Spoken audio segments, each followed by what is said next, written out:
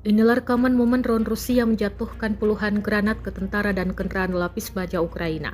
Rekamannya beredar di Telegram pada Minggu 1 Desember 2024. Dalam keterangan unggahan disebutkan operator drone dari Resimen Senapan Bermotor ke-143 dari Divisi 127 membubarkan tentara Ukraina di arah Vremeski di daerah Novodarovka.